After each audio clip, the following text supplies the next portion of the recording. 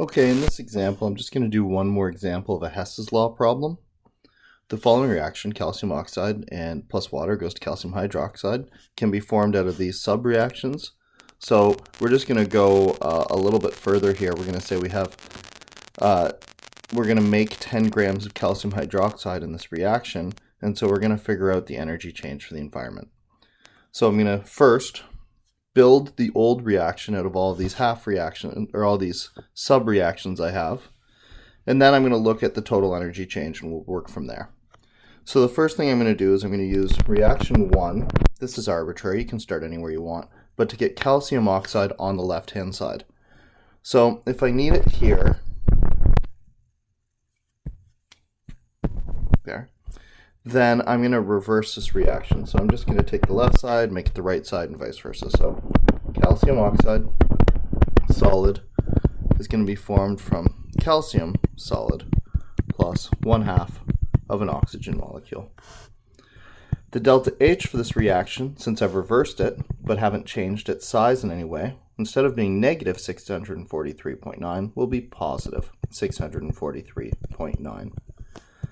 Change the sign because it's going backwards, but no change to the actual value. Similarly, I want the water on the left hand side, and I want one of them, so I'm going to do the same thing to reaction 2. I'm going to flip it.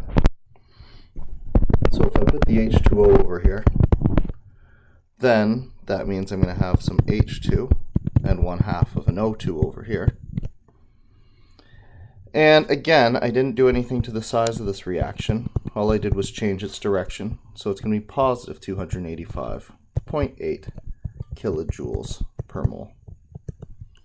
Finally, calcium hydroxide can be built from its elements. I want this reaction going the direction that it's going. So I'm going to put calcium over here, hydrogen over here, and oxygen over here. Again, I haven't had to scale this. All my coefficients have worked out this time. So this one is this one. So there's no need to multiply this or divide this. In the last example I did with Hess's Law, I did multiply or divide them. So if you want to see that, you can go back to that other example. Anyways, that's making calcium hydroxide. That puts the calcium hydroxide on the right side where it needs to be. And now I can just make sure that this reaction really is equivalent to what it says it is. Here I have a calcium, here I have a calcium, here I have a hydrogen, here I have a hydrogen, 1/2 and 1/2 oxygen and an oxygen, and so everything works out. The delta H here, this reaction remained completely unchanged, is negative 986.1 kilojoules per mole.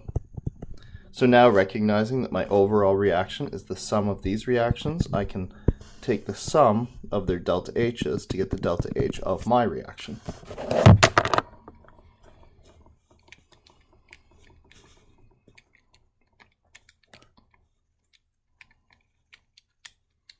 A little bit of calculator work there, and I get a negative 56.4 kilojoules per mole.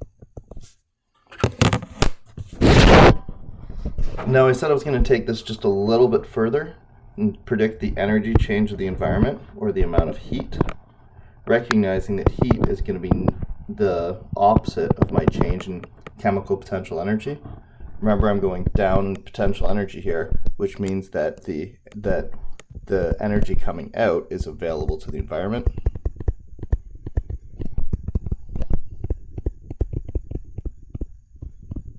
Or recognizing that my delta H is negative, and so this is an exothermic reaction. Now remember, this delta H is per mole, so if I want my energy total, I have to take my moles times my change in potential energy for 1 mole. Here I have 10 grams of calcium hydroxide, and the molar mass of calcium hydroxide, calcium is 40 grams per mole. And oxygen, which we have 2 of, is 16 grams per mole. And hydrogen, which we have 2 of, is 1 gram per mole.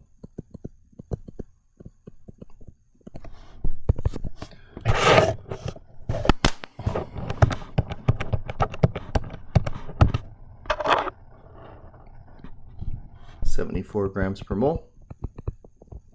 So if I have 10 grams of it, I can find my moles.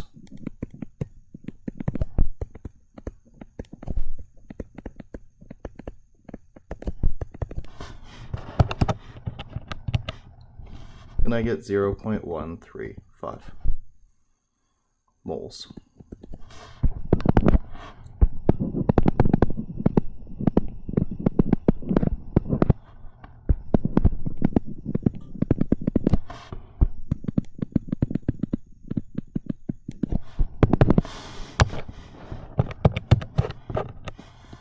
So multiplying that by my energy per mole, I end up with 7.62 negative kilojoules of a decrease in potential energy, or